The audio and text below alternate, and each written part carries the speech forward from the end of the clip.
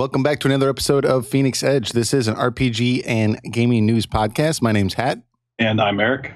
And today we are going to be talking about the Grandia 2, or 1 and 2, coming to Switch announcement. Then we also have a couple of games that were in development from Kickstarter that have been announced recently. So we have Crosscode that's coming out on September 20th, and then Edge of Eternity that's coming out sometime in November. I don't have the date in front of me right now. And then also, Eric is very excited to talk about Bloodstained, Ritual of the Night, except it's been delayed. So we're going to talk about that. And then we're going to talk about our comments from last week's episode. But before all that, Eric, what have you been playing this week? Not much, really. I've been going over a couple things on FF14, getting ready for that patch coming mid-September. And then I've been dabbling on a bunch of games. It's kind of like that video game block you have before like a major title comes. It's like nothing matters because this is coming next week. Yeah. I don't want to dedicate myself to anything because this is coming next week and I'm just going to drop this. So it's been, yeah. I've been just going pretty steady, pretty easy, just what happens as the night goes, but nothing real extravagant to talk about. Mm-hmm. And what's your scene going on? So after we finished our podcast last week, right after we stopped recording, I saw that Crosscode, or excuse me, not Crosscode, Cosmic Star Heroine came to the Switch. Now, I had already downloaded that game for Steam like a year ago. I enjoyed it, but I only got like maybe a couple hours in. I don't know. I didn't like playing it on Steam. I just felt like there was other stuff I wanted to play, and I meant to always go back to it. And once I found out that it was coming out on the Switch, I was like, okay, I'm just going to wait for that version. So it came out. I downloaded it on the Switch, and I've been playing that all week.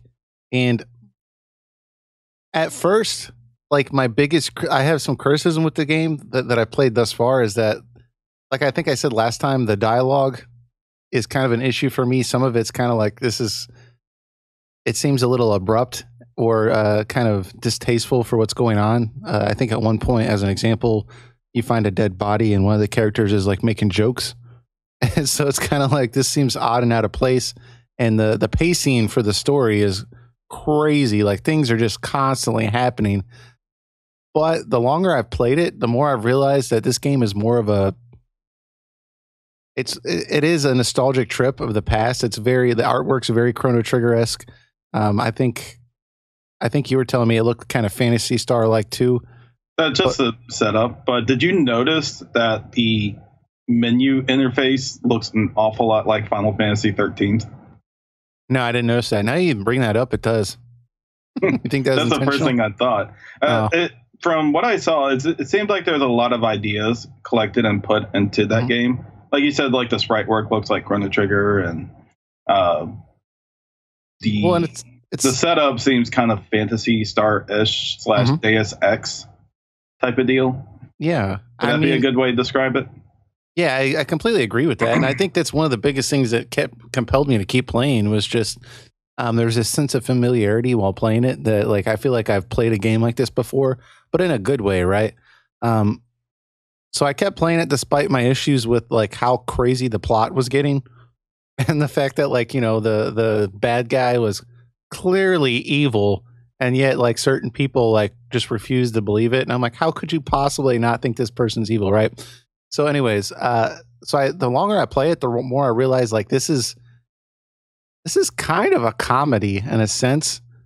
And so like a lot of the like plot points are very tropey, but I think they did it on purpose. And I mean, it kind of gels well with a lot of like the humor in the game. So for example, like anytime you select an enemy to attack, it'll give you a little description. And usually it's something kind of humorous, like a robot, like with arms. It's like these hands will kill you, or something like that. Or one thing that's clearly a cat. One enemy that was clearly a cat. The description was not a cat. Like, I mean, it's just kind of like little bits of humor spread all over the place. So I think like the way the plot's constructed, some people have given it criticisms. They're like, this is kind of ridiculous. The fact that things are happening so quickly. But now that I'm kind of looking at it more like you would look at like a movie that's uh, like Shaun of the Dead or something. I mean, it's not a zombie apocalypse, but it's just clearly not supposed to be taken seriously.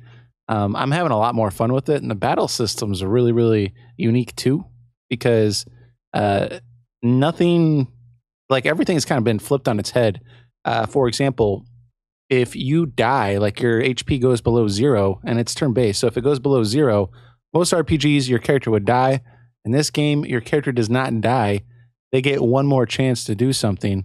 So you could either use that to do like one final move, or if you can heal them and like stop them from dying. But they kind of have that was pretty nice. That was a pretty cool feature. I'll definitely give it that.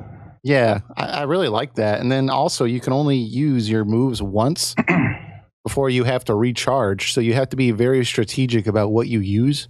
And so it forces you to constantly think about your entire party, like how you're going to be constructing your attack focus. So I'm really liking it. I did choose there's 4 tiers of difficulty. The first time I played it on Steam, I chose the 3rd difficulty, so right below the hardest. And I think that kind of that might have been a little too difficult to start off with for me, because I wasn't used to this this system. I thought it was going to be a little more traditional. So this time I've been doing the 2nd tier, and it's challenging enough for me where I'm enjoying myself, but it's not like every encounter's a boss battle. So it's really, really cool. Oh yeah. I did get to try it a few minutes myself. I obviously didn't get as far as you did. I think my opinions are about the same, but I feel like there's just, well, of course the pacing is something I definitely have an issue with. It just goes way too fast, and it doesn't really take time to establish what it has. Like I wanted to get to know the agency a little more. So for what happens later in the game, I feel more, it becomes more of an emotional experience when you go through that. And something about I know it's just $15, so I'm not going to go too harsh on it, but it feels like there's just a certain lack of polish to things. Like I was telling you the other night, I'm like I can even criticize Chrono Trigger for this also, but like there's no sound effect for when like a next piece of dialogue comes up. And because of that, it feels like it's too quiet in the room when that happens. So like if any type of sound effect, like a screen coming up sound effect, or like you hear sounds as the text goes by, it's like it offers a little bit of, I don't know the best way to put it, like interaction with it, and because of it feels too quiet, and that's something I would criticize Chrono Trigger also for. It also does that, but Chrono Trigger usually has like the uplifting music in the back, or the atmosphere is making up for it. And then like in this game, it's like we're just in a room, we're talking to each other, and it just feels too quiet, and it's something that can potentially bore you or get you out of focus. But that's probably one of the more worst things I have to say. I think it's a pretty decent game overall from what I played. I think it's definitely worth the $15 you pay for it. It's not exactly a $60 game, but it's not something I'd put in the red either. Sure. What I would say is if you download the game, obviously play it on the Switch. I wouldn't play it on Steam. There's nothing wrong with playing it on Steam. I think some of the reviews initially on the game were a little lower than it is now, because the team that made the game is only 2 people, and then they hired someone to do the music, and it was a Kickstarter deal. So it was a programmer and an artist. It took them like 5 years to make. So from that front, I can be a little more forgiving with some things, but if you download the game, make sure you play it till you get out of the agency. And you can actually get into the world map and stuff like that. At the point I'm at right now, I have my own spaceship, and I'm like traveling different locations, and it's you get used to some of the cheesiness and some of the more enjoyable attributes to the game. I find that I'm enjoying, and it's probably because it's very nostalgic for me, and you don't see a lot of these instances happening in more modern games. So I Yeah, don't it's know. definitely got the makings of a Super Nintendo RPG. It does meet the checklist of a lot of the stuff you expect from that era RPGs. So, anyways, that's what I'm playing. I'm probably going to keep playing that because even though Dragon Quest 11's coming out soon, I think the game I read is only like 15, maybe 20 hours. So it's conceivable that I could beat that before Dragon Quest. Actually, it's very conceivable I could beat that before Dragon Quest 11 comes out. So seems reasonable to me. Got to throw everything out. Yeah, the important games coming out next week. Yeah. So, anyways, that's what I've been playing this week. But moving on to our first topic. You messaged me about this. Pretty big news. Grandia 1 and 2 is coming to the Switch. How do you feel about that, Eric? I feel pretty great about it. I haven't played them since pretty much the time they came out, but I remember enjoying them, and people today still look at them very fondly. I mean, they're pretty amazing games that like they use like similar to Xenogears. They have like the 2D sprite with like the 3D like polygon environments, and it is pretty. It's pretty amazing that they're remastering these and putting these on the Switch, and not just because of these particularly. It just comes to show that these companies are acknowledging the Switch as a potential JRPG powerhouse. Yeah, and when we see Grandia 1 and 2 come out and they become successful, other companies are going to follow and try to get their games onto the Switch. And I don't know. I think like 3 years from now, when we start getting into potentially Switch 2 territory, I think we'll see like a lot of these old school RPGs come back in HD form. See, and I wonder who broached the subject, because I kind of wonder if Nintendo has been reaching out to some of these companies and saying, "Hey, we'd love for you to re-release some of these games on our system, and we'll help promote it and stuff."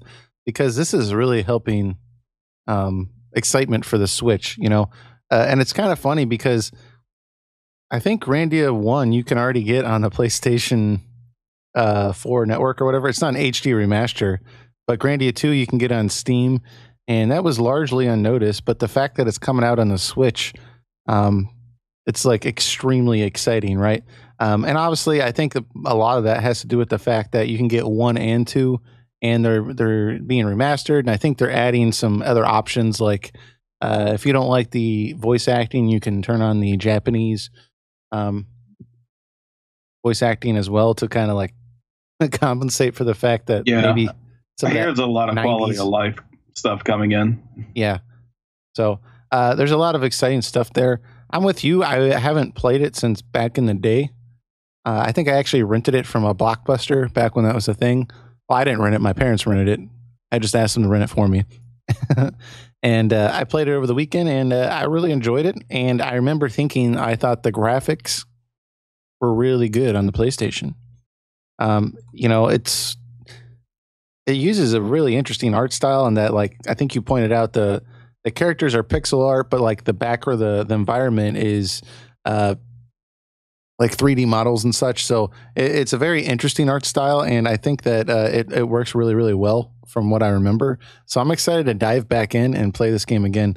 I thought it was kind of interesting too that this game originally came out on the Sega Saturn, I believe. The first one did anyways, and then it was later ported to the PlayStation.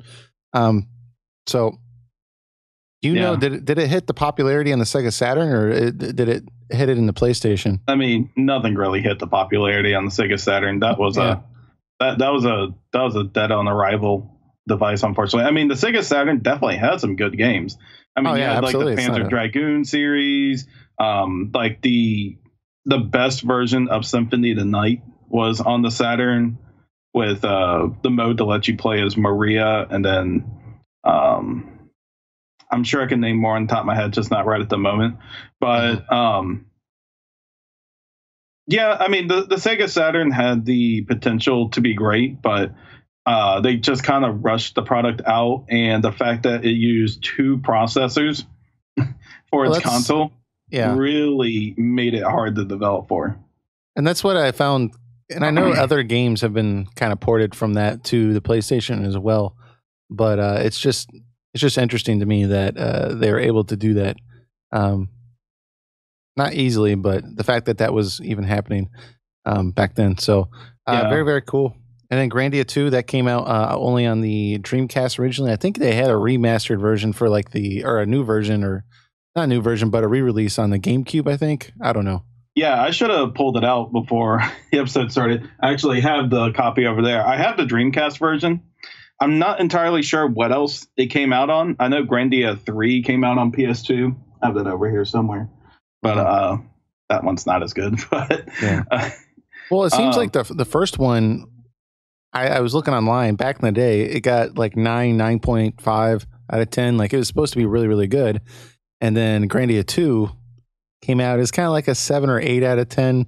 And then it seems like the series has kind of faltered since then. So, well, they're both fantastic games, but the storyline is like very, it didn't feel so basic back then, but the day you play, you're like, oh, I've seen this stuff before, kind of. But you know, it's the world is fun, it's charming, the characters are, you know, well, I already said it, charming, but it's a fun thing to venture through. And when it comes out, assuming there's nothing wrong on the technical side, or they did some really cheap port where it's just like optimally not the way it should be, I would highly recommend it to anyone who are a fan of JRPGs. Very cool. Yeah, we don't have a release date for that, do we? It's supposed to come out this winter, I think they said. Okay, cool. So we'll definitely be picking that up. It's going to be interesting because there's going to be so much stuff for us to play, because I'll pick this up, and then I think around that time we're going to have the Tales of Vesperia HD remaster is coming out around then too, isn't it? Yeah, that one I highly recommend. That's like Vesperia was really the pinnacle of the Tales series, in my opinion. That's the best the series got, and then after that it just kind of slowly started going downhill. Yeah. So, well, we have that, so I definitely want to pick that up. That's coming out on the Switch, and then the following month we have Kingdom Hearts 3. So, good God. We'll be all right. Anyways, so moving on, though. We got a couple of games that have been in development for a while. Mostly, I would call them indie games. And they're coming out soon. So we're going to talk about it here. First one being Crosscode. Now, I've only played the demo of this game. I played it for about 3 or 4 hours. And I really, really liked it. Let me pull up my screen here so we can actually... But it's an action RPG, but it's got really, really smooth gameplay. It basically, you're this character that wakes up in this world. She can't remember anything, but she's apparently in this stuck in this MMO type world. But she can't remember anything, but she's got all these powers because it's an MMO world, and people are trying to help her regain her memories.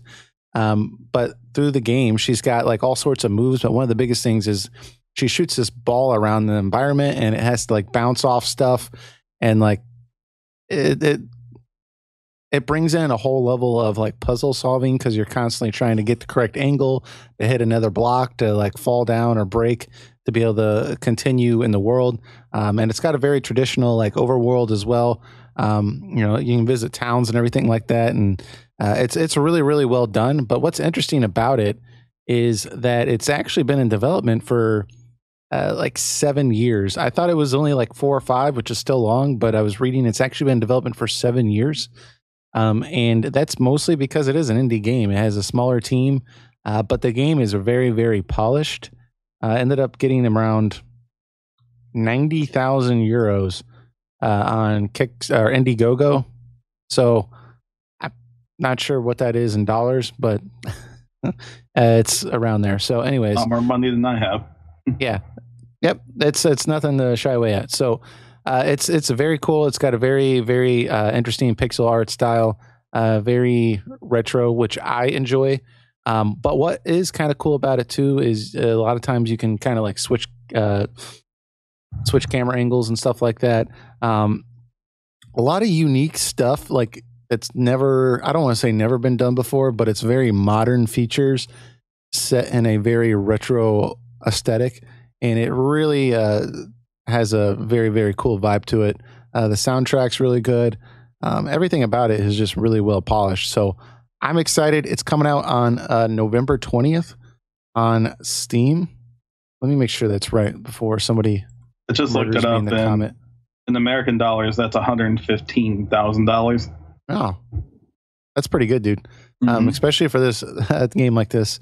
Let me make sure I got the correct date here. I know it's September. I think it's either, you know what, it's either September 19th or September 20th. So if somebody wants to clarify that in the comments, we'd appreciate that. But you can go on their Steam page right now, and I think you can still get an early access version of the game, and you can play that, and it's pretty complete, but it's not going to be the full one until the 20th. So just keep that in mind, and y'all should check it out. You've seen a little bit about the game, haven't you? I saw a little bit of it. It did kind of remind me of Xenoblade a little bit.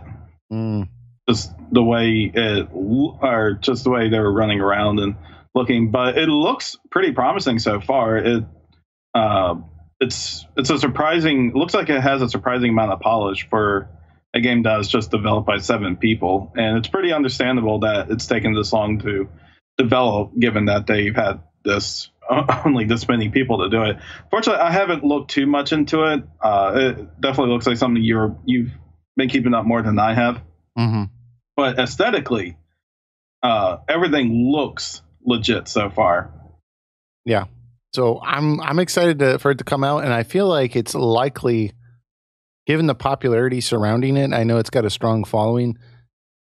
I'm pretty sure like eventually we'll get a Switch version. I'm just saying that because we got Cosmic Star Heroine that came to the Switch. We have I can't even think today. We have we had Undertale that came to the Switch. We also had Time is coming to Switch. Yeah, Hyper Light Drifter came to Switch, and then also it's made by Classic Gaming. I can't remember the name of it. Shadows of Adam. That is supposed to be coming to the Switch as well. So looks like the Nintendo's kind of, well, they have been kind of pulling these indie titles out. It's very popular to just put it on the store.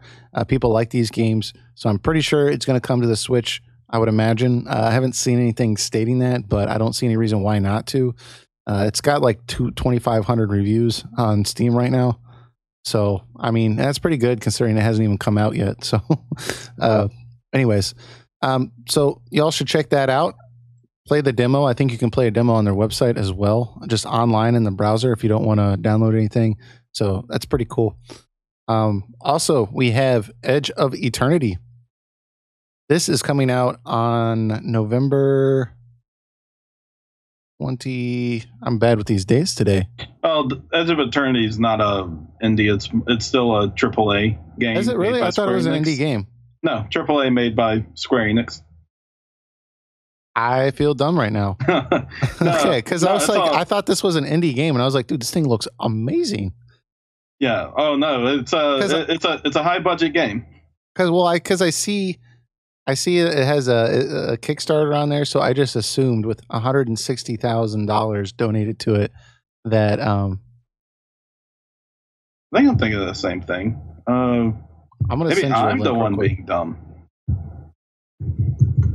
Edge of Eternity. I mean, it's made. The studio making it is Midgar Studios, but they're based in France. Oh, I'm getting my stuff mixed up. I'm getting my names mixed up.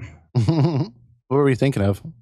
I was thinking of that game that Square Enix is making that has the like Metal Gear Solid artist doing the artwork, and it's like a Armored Core successor. I'm trying to remember what that name is. Armored Core Successor. Look at us doing our research before. Hey man, we do it live. I think Daemon X Machina. Okay. Well. Oh no. That's not it. That's some other indie that got announced during E3. Well, I'll have to look it up later. Okay. Well, I mean, regardless, this game, I've been kind of following it a little bit. I haven't been checking it like daily or anything like that, but I've been kind of catching a little buzz on it. And it's developed by like 8 people. Got $160,000 donated to it. Now they have a lot of their own money invested in it as well. And one of the biggest things I saw about it is they're actually able to use that $160,000, not all of it, but a portion of it, to get Yasunori Mitsuda from Chrono Trigger fame and other games like that to write the music for it, which is pretty big, you know. But they've kind of been, this game's been in development a long time. They started small and they initially had no voice acting. They just had, you know, words that came on a screen and traditional, you know, JRPG text boxes. And then, you know, they said, well, no, we need voice acting. So they went out and got voice acting, you know, and they've been doing these minor upgrades that have kind of collectively been a much bigger deal. But I think it's really cool. It looks very Xenoblade-ish to me in a sense. And I'm definitely going to check this out. I don't know if I'll play through the whole thing because I'm kind of curious. How could like, it almost looks too good to be true. Like, it looks really well polished for a group of people that's only 7 or 8 people working on it. But I mean, it's got prominent people contributing to it, and I feel like that has to play in it somehow. And I don't know. I'm excited for it. Yeah, I was just looking at it. I mean, you can just tell that they are really aiming for the Final Fantasy audience here. Like, just like the character designs. Even if you look at the logo, that is so Final Fantasy / Last Story looking. I mean, it's good. It's a good looking piece of art, but you can just tell clear as day the audience that they're going after. Yeah, it seems. Yeah, well, even like the main character, it looks like what's his name? I think Noel from 13-2. At least to me, but yeah, it's I mean, I like it. It looks really, really polished to me. I was kind of curious because I felt like when I've been looking at this game, it looks like it's not, like, it's too good to be true. It has to be. That's what I kept thinking. Because if you look at it, you know, they've gotten 160 grand from Kickstarter, and that's nothing, you know, that's like actually very, very impressive. But I'm like looking at it, and like they get Yasunori Mitsuda, they put it at 130K as a goal. And I'm like, where is all this money going? Because they're going the PC, the PS4, the Xbox One version. I was like, how are they possibly affording this? This has to be too good to be true. I know it's got like 8 people now working on it. But I went over to their facts section, and I'll go to that right here. They're from France, so this is kind of oddly worded, but why you ask for so few money? That's the frequently asked question. They said, we already fund the biggest part of the game with our personal funds / investment. We'll need extra. We need extra to hire some more people to create a high quality game, but we don't want to depend on a publisher or something that will break the creative freedom that we have by being an indie studio. So I think that kind of answers a lot of the questions for me. Is just, you know, they have other investors. They have their own personal funds invested in the game. That's how they're able to afford all this, even though it looks like it's only $160,000. They're kind of using that for the polish, I guess, and to help get it on other systems. So, yeah, it looks really exciting. Looks promising, to be sure. So we'll have to see when it comes out. But anyways, moving on. Eric, you want to fill us in on Bloodstained? Now this I can talk about with knowledge. Awesome. Now, excited. Essentially, this is a Kickstarter from Koji Igarashi, and he is he has been directing the Castlevania series since the PlayStation era, starting with Symphony of the Night. And he's been pretty much heading the Metroidvania style games all the way up to 2008 with Order of Ecclesia. And then a couple years ago, he decided to leave, like many other people, leave Konami, and he decided to make his own studio. And since Konami hasn't been doing any Castlevania related material beyond pachinko machines and a TV show, he decided to step up to the plate and bring back what people loved about the Metroidvania series back. And he made Bloodstained, or he's developing Bloodstained right now. And this was a Kickstarter that started in 2015. And I donated $60 at that time. And over the course of the years, we have gotten a demo and a beta. And the beta was actually pretty good. There were some things to criticize about, but the overall experience of the beta was actually pretty top notch. I actually really enjoyed it. But the series has been getting a lot of pushes and a lot of delays over the years. We were actually supposed to get the game in 2017, and then they made an announcement and delayed it to 2018. And just this year, we finally get the beta, and we give feedback for the beta, and now it is being delayed to... They just recently announced that it's being delayed to 2019. Still an unknown date, but their comment was essentially, we took feedback from the beta, and we decided the game needed more polish. It's not going to be ready this year, which... I'm completely okay with that. I'm okay with that also, but I'm just kind of wondering how a game like this goes on for over it's going to be over 4 years of development for this game. So I'm kind of wondering what's going on the back end. I'm sure everything is okay. I'm pretty confident it's going to be a solid product. The thing that worries me is that there has been a series of Kickstarter fails, like the most famous one being Mighty Number 9. Yeah. And they're definitely not the same scenario. I just want to reiterate that right now, is that the situation with Bloodstained is not the same as Mighty Number 9's. Bloodstained has been doing this based off feedback and being pretty transparent for the most part, and what they're doing and why they're doing it. But the thing that scares me is that the internet, being the internet it is, and just comparing it anyways, people are going to be like, well, this is the next Mighty Number 9. Expect, like a garbage game and stuff like that. And I really hope that's not the case, and I don't want people to get overblown with it. I mean, it's just being delayed a little bit longer, but they have been transparent about it, and I still feel confident that there's going to be a good game. It's just we just keep getting delay after delay. It's understandable, but it is still disappointing regardless. Well, okay, so I've only been following this basically via osmosis from you. So you said it's been in development for 4 years? Roughly 4 years. The Kickstarter started in 2015, and they're about in the three and a half year mark right now. Okay. And if it comes out in 2019, they'll hit over 4 years.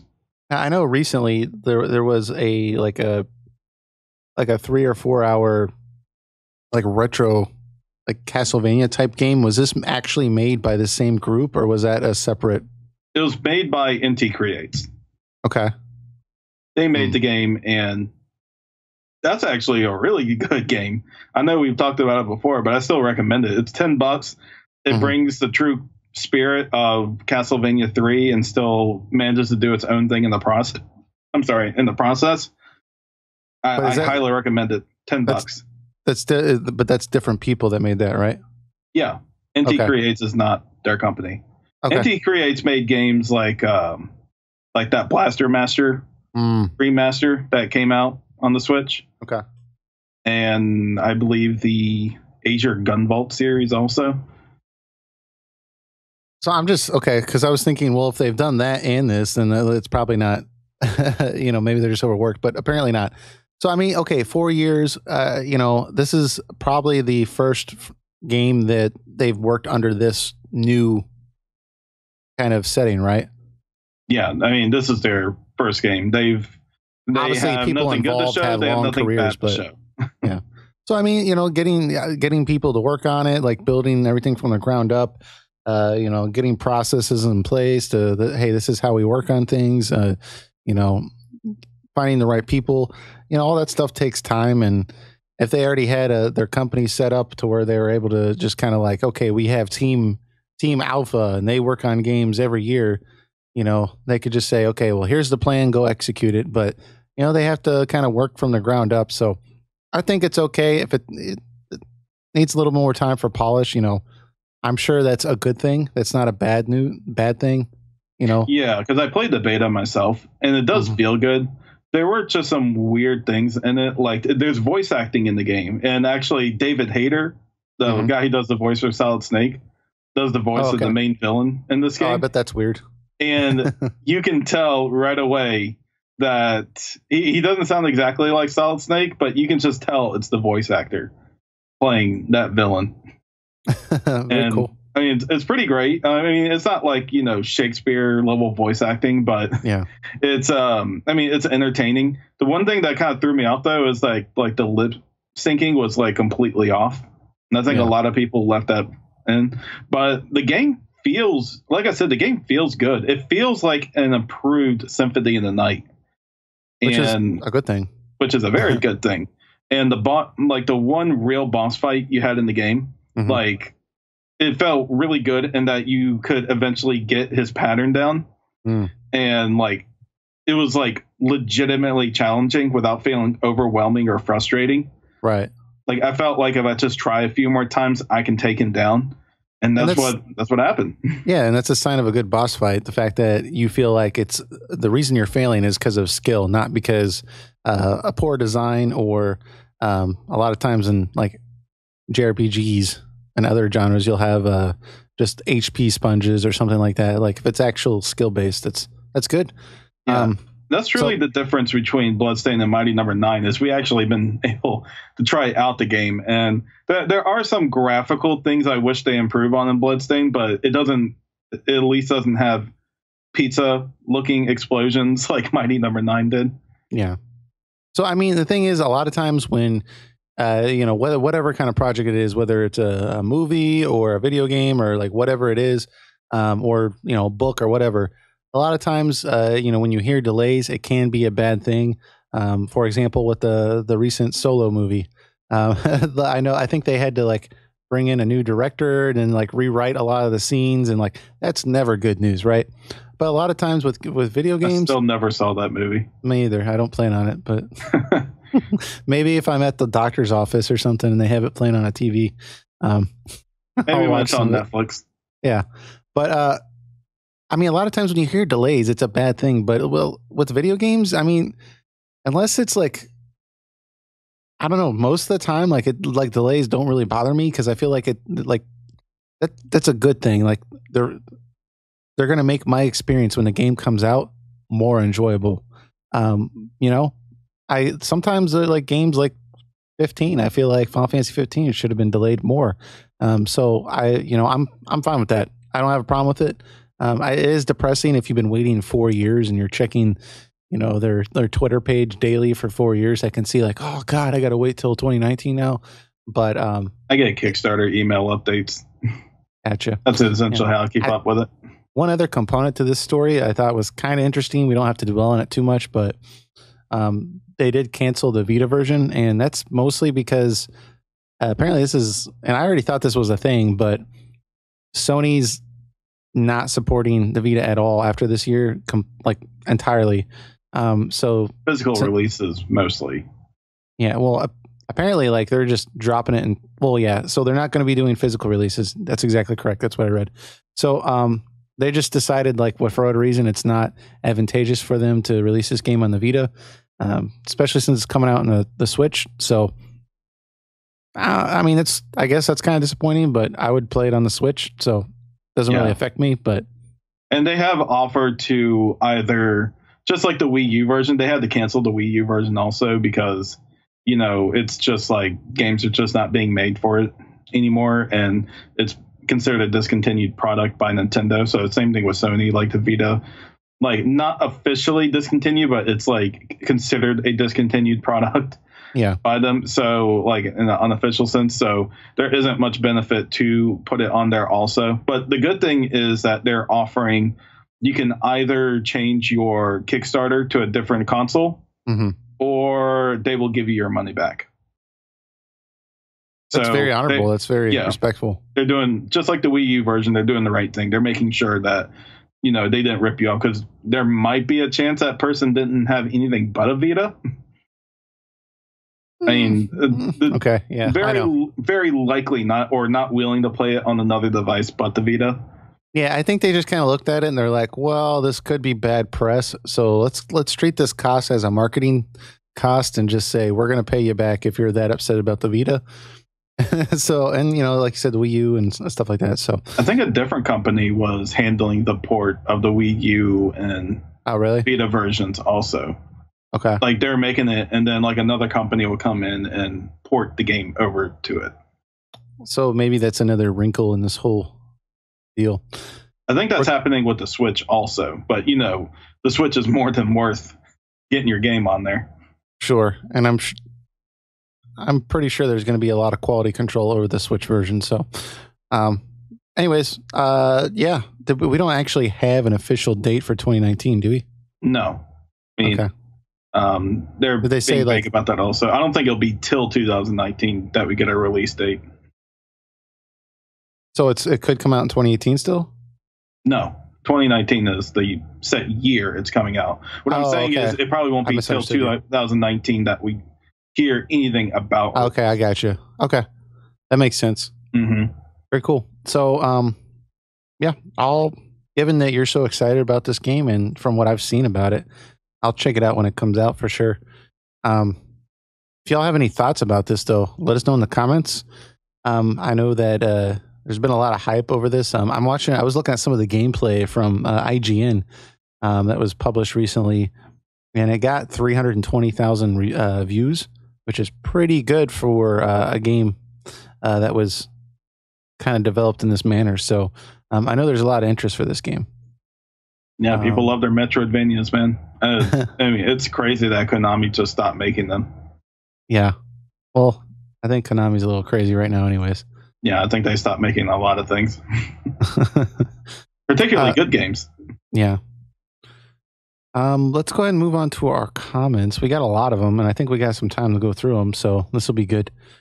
Let's see here. We have first comment from Dude McGuy. He's got a lot of points here, so we're just going to go through these.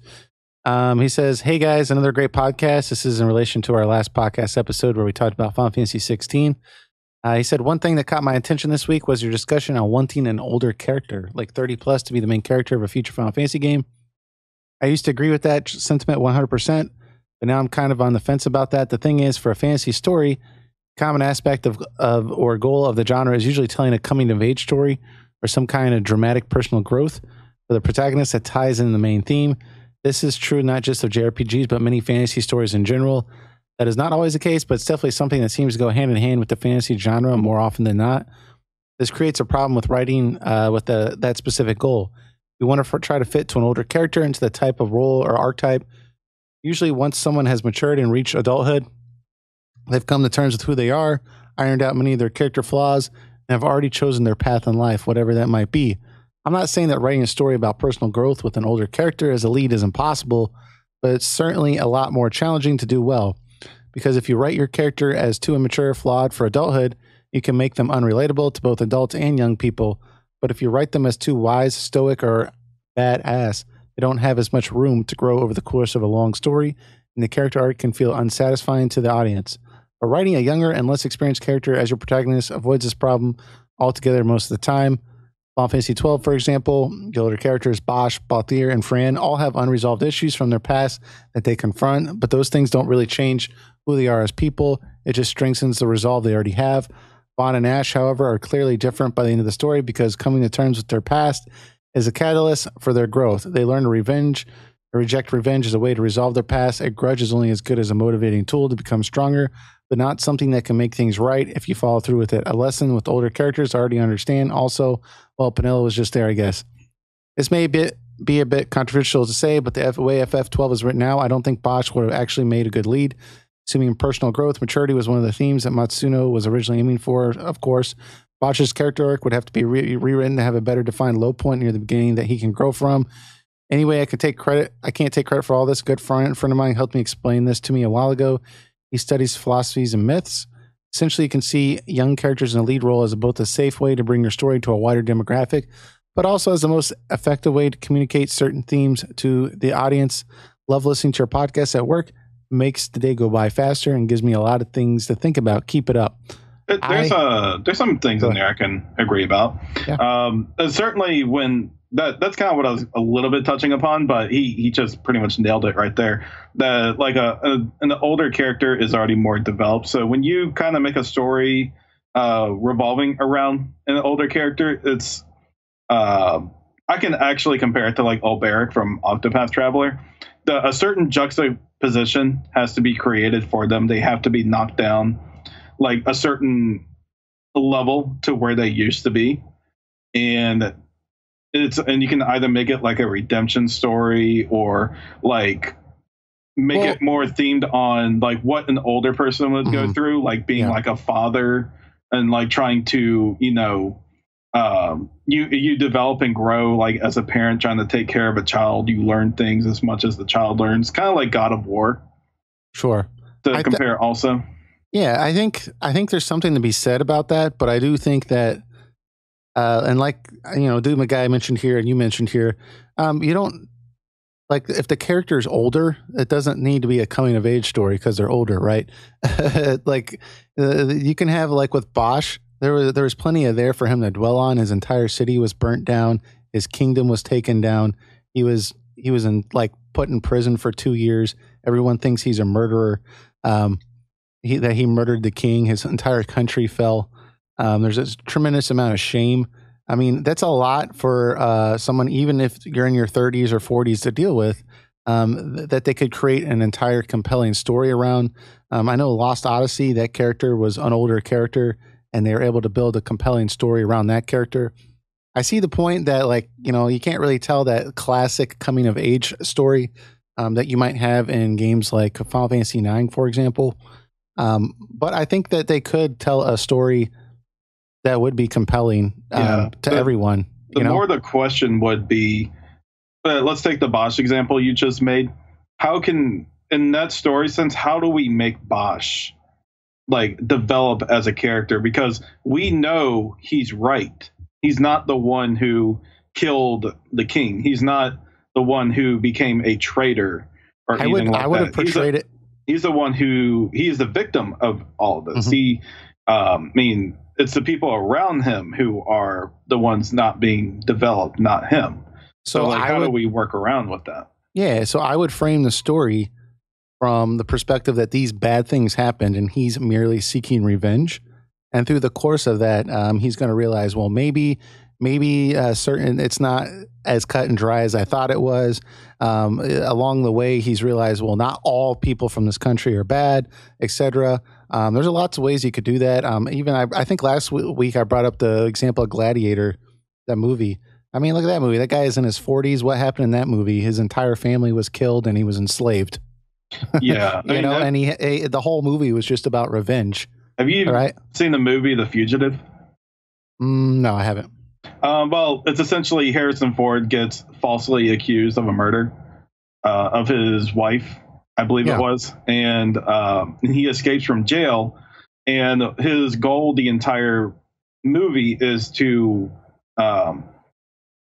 exploit the person who actually did do it while running from the police at the same time. Mm-hmm. I think it was Tommy Lee Jones who played the head investigator for that. So it was pretty much a whole cat and mouse type of deal. And I think something similar could be done with Bosch, where like he's developed and you feel his struggles of trying to exploit the real murderer, which would be his brother Gabrant, while running away from like Imperial soldiers, and realizing his brother's alive.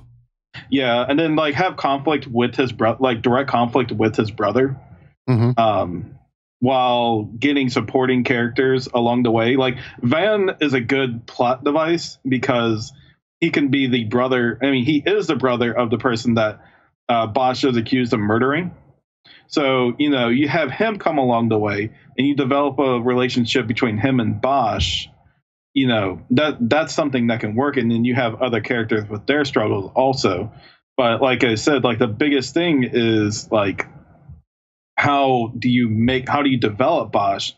And it goes back to what I'm saying. Like, you either create that juxtaposition for him, or you bring in someone that he can develop with, and he learns from him as like Vaughn would learn from him. Sort of like I said, God of War, where Kratos and the boy, are developing a relationship with each other. You can also still. That's a very good point, but I think you can also still have that. If you really were I think we could do exactly like you said, but if they still wanted that coming of age type framework, all they have to do is take an older character and throw them into a unique environment they've never been in, right? If you look at Lord of the Rings, Bilbo Baggins, right? Or Frodo, my bad. Well, Frodo was kind of young, but I'm looking at like The Hobbit. Bilbo was was an older fellow, right? And he was just thrown into this world that he knew nothing about, and that's framework. Like, yeah, he was very wise about maybe being a hobbit, but he was not very wise about the outside world. Oh, yeah, the fish out of the water story. Yeah, I mean, you just got to throw somebody in a completely different environment that they have nothing to do with. And with Bosch, that would be a similar thing. I mean, well, maybe not Bosch, but they could have done that with somebody of royalty. Even though Ash was a little younger, the fact that she had to... She grew up in royalty her whole life. If she was a little bit older, they could have thrown her into suddenly living in poverty and dealing with people on the streets and like everything like that. I mean, I think I do agree that the traditional Final Fantasy stories tend to center around kids kind of finding themselves. That's kind of a big theme, but I think certain games, like, you didn't necessarily need characters to be that young. I think Final Fantasy X, if all those characters were 10 years older, I think the game still would have, the story would have functioned fine. I don't think like the fact that Titus was 20. I don't like it didn't really like, he was, like you said, a fish out of the water. He was in a completely different environment. He still had no idea what happened to his dad. I'm sure he would still carry that even if he was 30. Now, how do you think the story of FF10 would go if Jecht was the main character and he lost his son 10 years ago? But it turned out that his son actually came to Spira. See, that I think that would have been an even better story. And he became Sin. And you had to. Well, I don't want to spoil Final Fantasy X, but if the same events happened, but Jecht had to defeat Sin, knowing what he knew. That would have been an even more compelling story for me. Or even the story of 10 years before FF10 happens when Jack comes to Spira. I'm always wondering, I always kind of hoping that they would make a prequel story to that. Like if they ever had to expand the FF10 universe, I would actually like to see Braska's journey with him, Arn, and Jecht. But I've seen people say that like, oh, like we already know what happened. It would be the same thing as Final Fantasy X. Yeah, but they've made like 6 Star Wars movies and they keep telling the same story. Like, I mean, come on. You can make it different enough. Yeah, it would still be a good journey. I don't know. So but I think Dumagai brings up a lot of good points here about like the reason why these games tend to center around a younger cast. And maybe in the past episode, I was kind of going towards like somebody in their 30s just because that's what I would prefer. But generally speaking, they could still keep it a little younger. Like, I just want at least like the main character to be like 21 or 22, which I think is reasonable. They don't have to make them like 16. I don't know. I think if somebody was in their early 20s, like their dialogue would be a little more accessible to me, being that I'm about to be 30, but also still accessible to somebody that's a teenager, right? I don't know. That's just me. Yeah, coming of age stories just greatly appeal to both teenagers and adults.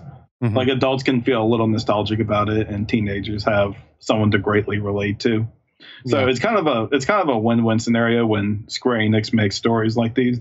Kinda, but I always have a hard time when it's like somebody who's like 15 and they're in the military and they're like they've been in the military for 5 years and they're, leading like troops of people and I'm just like this Or just even feels like odd. FF13. Like Yeah. Lightning is a pretty well developed character already, and she's not really neither her or Snow are really having a come of age story there. And that's what They're that already game was established missing. people who are accepting their faults Mhm. over the course of the game. Yeah. Well, I think we actually have a quite comment about that, so I'm going to hold up my thoughts on that. Okay. Let's see. Let's go back to these comments though. We have Jebber Gaming Jaws. Hopefully, I pronounced that correct. He said, "I don't know if I'll live to be old enough to see it, but yeah, Final Fantasy 16 might be cool." Clearly, he's joking a little bit. I would hope, not him joking, but the fact that I hope Final Fantasy 16 comes out. Final Fantasy 16 hopes it comes out in our lifetime. Cerez Cipher. Again, hopefully I pronounced your name correctly. I apologize if I mispronounced it. But he said, I liked Hat's suggestion of if it were going to have that lightning-like character, the strong, cool female lead, let's tell a story of how they came to be that person rather than just what happens when they're like that. I thought about that later, and Square Enix has at least published a game like that. Tomb Raider 2013 is like that, and the game was well received. What you're pointing out here is just quality character development. I'm all about character development. I don't like games or stories in general where there's crappy character development. It's one of my pet peeves. Even of really good games. Our Xenoblade Chronicles discussion, the first game, I love that game, but one of my biggest pet peeves was I felt like some of the characters had bad character development, despite everything else being amazing. But yeah, I mean, if they had that lightning-like character that we were talking about, if they had a female lead in the next game, we would want if they were going to approach it from that like lightning-like mentality where like she's just punching people and like just very like calm most of the time, or she's really angry. Like let's find out why she's like that. That's just interesting storytelling to me. I think it would depend on flashbacks more for that. Yeah, but like have the but she was the same person in those flashbacks too. Well, FF13 was obviously not well executed in that idea, but the idea of it, I think, is fine. Like you have the established lightning that and you play through in the game, but like over the course of the events, you can find out like through like flashbacks of interactions with other characters that like how she used to be. And like, how did she lead up like over the course of time to become who she is now? Mm-hmm. So it kind of works in two ways. In one, you get your badass character that's going through and doing these cool spectacle things and, and all the badass stuff. Like you can even compare Cloud in a sense. Because I was going to bring that up. Because Cloud is like a badass soldier and, mercenary, gets the job done, all cool, still has his comedic moments and stuff. But you get that explanation of the Nibelheim incident and you see how he was before he became who he is today. Well, and that's the thing. And I'll throw out there first. Lightning was clearly supposed to be female Cloud to me. I mean, Lightning comes from Cloud. They both have the same cool demeanor and like the way they react to things. But even the developers are open about that. What's that? Even the developers were pretty open about her being female Cloud. Yeah. So, but the reason it worked with Cloud is just like you said, we learn about all these things regarding Cloud. But the biggest thing too is you realize by the end of the game, or at least 75% of the way through the game, that like all that was just a facade. He's not really like that. It really comes from a place of insecurity and self-doubt and personal shame. And once he's able to deal with all that, he becomes stronger than he ever was, right? And that could be like that coming of age story, but it's a compelling narrative. And you can't just have, if it was just Cloud and he was just like not interested, the whole game, it would be very dull and very boring. and things happen to him that are compelling as well. So, yeah, it's quality character development. Now, as far as Tomb Raider 2013, I played that game for like 3 hours, so I can't really comment on the story. I mean, I don't think Lara Croft is going to eventually evolve into the more cartoonish Lara Croft you saw from the before the reboot. Laura in the reboot is definitely more down to earth. She is she has more grounded human characteristics than and she doesn't like over-sexualize herself or anything. She's like a very determined character. You know, she's not simply just badass going in and just taking all the guys down. She's like, a lot of times she's like scared. She's like in survival mode, you know, doing what she needs to do, more than just going on guns blazing and then giving a one-liner after she's done defeating them all. That's not really how she is anymore. And I don't think the third game, nothing from the first, I played the first two games, nothing from the first two games has shown that she will eventually evolve and then to this type of Tomb Raider that we knew about before. But that is a major theme for these games, right? Is that each game, like, she's gradually turning from this innocent person into like this the Tomb Raider, right? This kind of modern day warrior. The first game is like coming to terms with the situation she's in and decides to become a better person from it. The second game is that she has that established, but she starts acting irrational at times throughout the course of the game because what's going on is more like personal, had to do with her father. So she acts more irrational and she's overcoming, you know, she needs to get her act together type of deal. I'm not sure what Shadow of the Tomb Raider is going to do from there, but the first two games has been like more self-conflicting with her throughout the journey. And I just don't see this character turning into a badass B movie one-liner by the end of it. I mean, I'm sure she'll have like more confidence, but I still think it'll just be very grounded. Okay. Well, regardless, I kind of see what he was saying though, just as an example of having someone change, right? Through the course of events. So yeah, I totally agree with you there. So I agree with you on that aspect for sure. Yeah. Just some people, I'm not sure if he's referring to it, but some people have been like, when will she eventually evolve into the Tomb Raider we know? Like, I don't think that's going to happen. As long as you're willing to keep buying a game, it may happen. May happen. This is supposedly supposed to be the final one, the trilogy ender. I mean, they could always make a fourth game, but it's supposed to be like the end of the Lara Croft trilogy coming to terms type of thing. Yeah, and I'm sure there'll be a new one. Somehow. Make money. Yep. Let's see here. We got BioPhoenix. He says, I'd love to see the next FF in a medieval setting again, but I do like the far future idea with traveling to planets that use different types of settings. That could be awesome. When it comes to characters, I wish the main character I had a great mix of dark, sarcastic.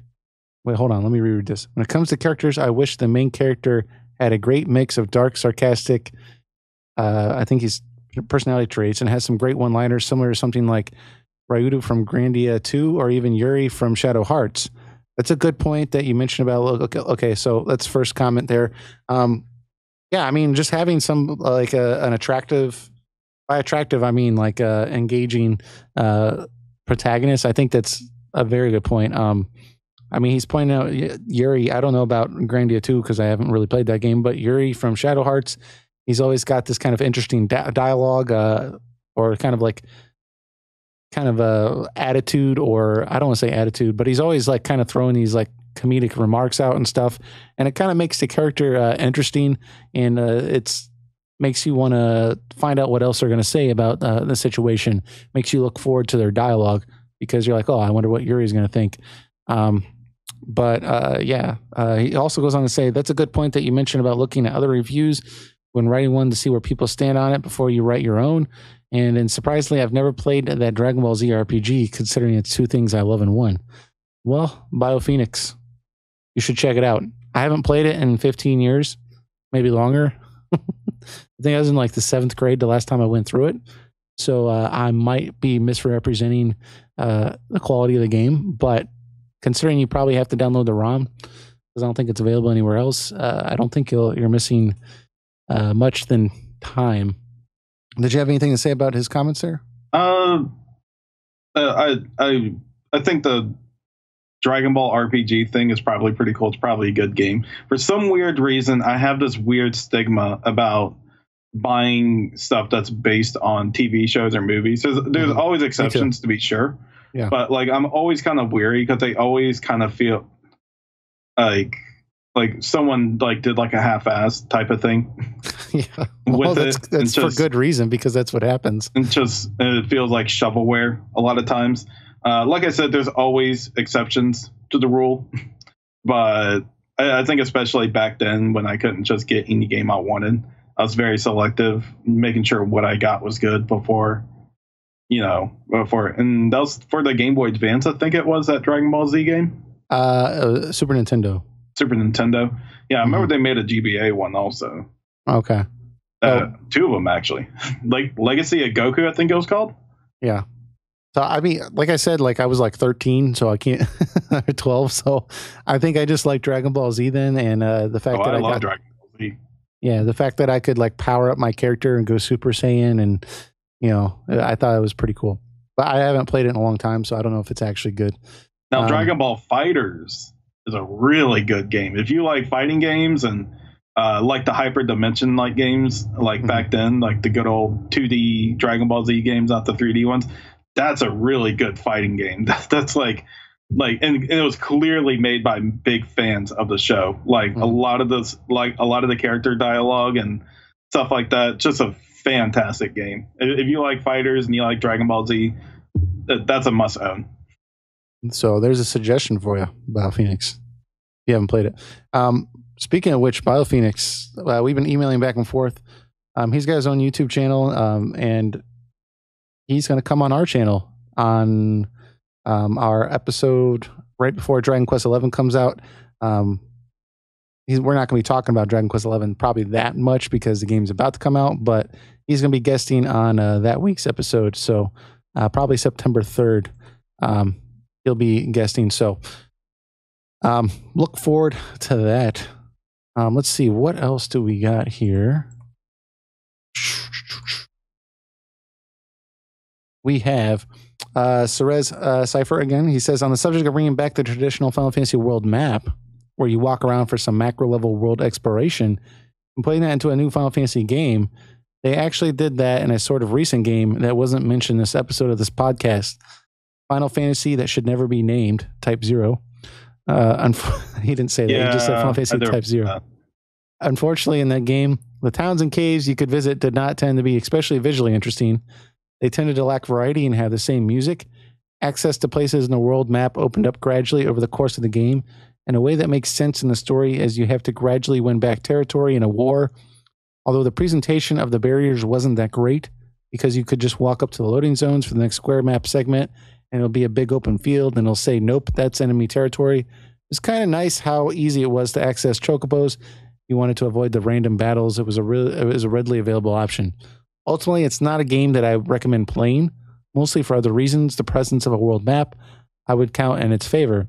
But apparently, even when they make a world map in a recent Final Fantasy, they don't necessarily get everything else right. I personally did not like the game. It was just, it had like very whiny. Had bad writing, uninteresting characters. It tried too hard to be a dark and edgy game when it just felt immature from it.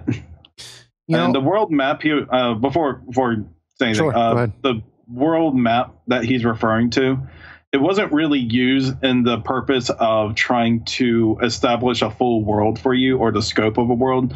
It was used as mostly as a hub base, like with your school, and then like you venture out to different parts of the area around it and to engage in certain content.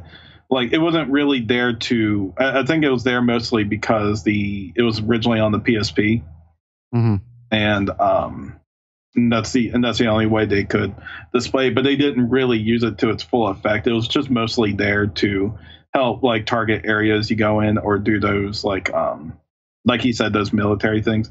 It wasn't really made like in the traditional sense, I guess. Okay. Yeah, I would agree with that. I haven't beaten the game. I've tried several times and it's not my cup of tea. But I know a lot of people like it. I think even he didn't really like it that much, but I did think it was cool that at least they tried a world map in a more modern game, even though it was ported from a PSP title to PS4. But yeah, man, I think that's a good point he brings up. Yeah, definitely. Then Jam Gamecast.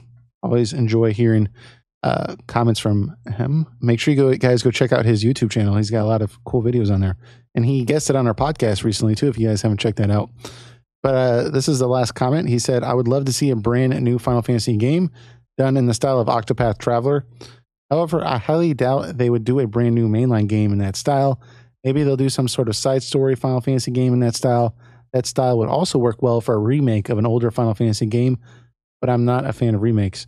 Yeah, I do think it'd be cool if they did do a mainline game in that style, just very, very retro. I think it would be, I don't know how well it would sell, but I think it would be a lot of hype behind it if they did do that. I think it'd be a bold move. But, I would really like. What's that? I'd like to see a new Final Fantasy Tactics with using that Unreal Engine and like graphical style with 2D. Yeah, character but sprites. An actual Final Fantasy Tactics game, not a childish version. Yeah, I mean like Final Fantasy Tactics 2 with like Matsuno heading it. the dream game, essentially. Not the childhood dream sequence. Yeah, I mean that engine has a lot of potential for a lot of spin-off Final Fantasy games. I don't know if they just do something new or try to bring something back, but like he said, I doubt they use it in the mainline series. I think Square Enix always has something to prove and trying to make a graphical powerhouse game. Yeah, which the 2D sprites can't really provide when you want to do that ultra realistic type of deal. But I agree. I would definitely like to see it in side games. I'd like to see maybe some return that I can't remember any on the top of my head. There's so many Final Fantasy spin-offs. Sure. But I mean, it'd be cool to bring one of them back and use that kind of graphical style for it for sure. Yeah. I think everything you said is exactly what I would say. The only thing I would add is he did bring up, as far as remakes, and as much as I would like Final Fantasy VI, for example, or even Final Fantasy IV or any of the other old school games to be remade in the Octopath Traveler visual style, the problem I would have is I think that's kind of like a dream that Square would only remake the game in that style, but they wouldn't change anything else. Like Square just can't help themselves.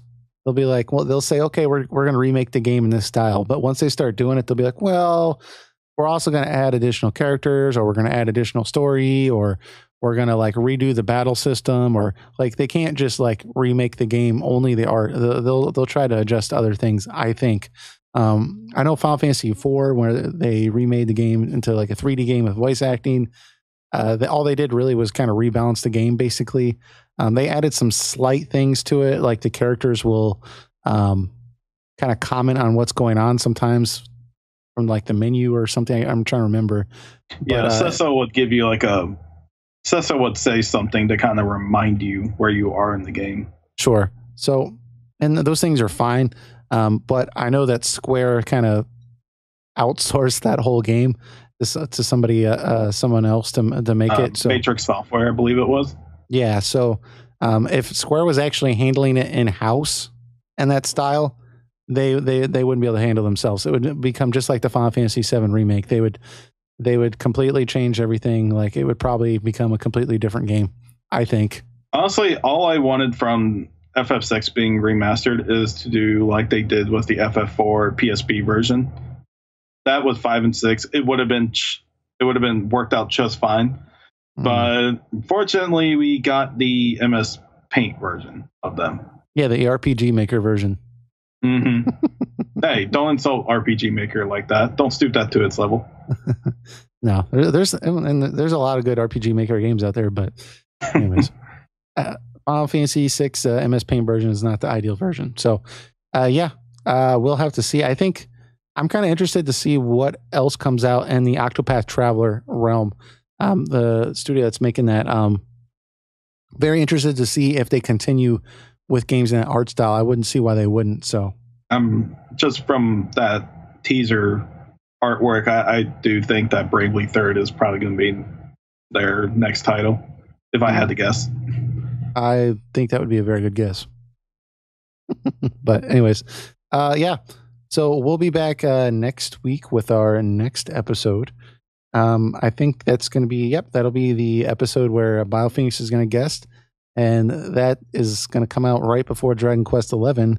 So Eric will probably look like he'll probably be uncivilized and caveman looking after he's been playing Dragon Quest XI nonstop without sleep. I'll just have DQ11 written up all across the walls and just throwing rocks. He's gonna have a little beach ball named Wilson in the room that he talks to. Mm-hmm. Yeah, but anyways, so that will be next week. We'll be talking with BioPhoenix, and the week after that, we'll be talking about our first impressions with Dragon Quest XI. So make sure you guys haven't to pre-order Dragon Quest XI so that you can talk about that with us in the following weeks. I pre-ordered it on Amazon. They better not screw that up. We'll have to see. Like I told you, I mean, I'm going straight to the store to get it, because if Amazon screwed up my order, I guarantee you it'll go out of business the next day. Yeah. You don't mess with me in Dragon Quest. That and Zelda. Two things you don't mess with. I know. I just looked at it and I was like, I was trying to balance it in my brain. Like, possibility of being late, going to GameStop. Possibility of going late, going to GameStop. Every time I walk in a GameStop and that like thing goes off, it's like, welcome to GameStop. I just want to hang myself. So I don't know. Maybe it's petty on my part, but we'll see. Thank you for calling GameStop, where we buy, sell, and trade new and used video games, with a pre-order coming up of Madden 2019. This is Eric. How may I help you? No, I totally did not work at a GameStop when I was in high school. Did you really? Oh, wow. Yeah, I did. Yeah, I don't like that story. And they like badger you to like, no, I don't want to be part of anything. I just want to buy this game. I don't want any subscriptions. I don't want to be part of your game club. I'm not giving you my email address. Stop it. Leave me alone. Trust me. It's been like over 10 years since I've worked there, but yeah, trust me. We don't like advertising it as much as you don't like hearing it. Yeah, I'm just like, no, just get me out of here. That's it. Mm-hmm. Give me the game. But anyways, so we'll be back next week. Leave your comments below, and we will bring those up next week. If you guys want to check out BioPhoenix's channel, check it out. We'll leave a link in the subscription description. You guys can check that out, and he'll be on next week, assuming nothing goes wrong with that. So anyways, check you guys out next week. Take it easy, guys. Take care.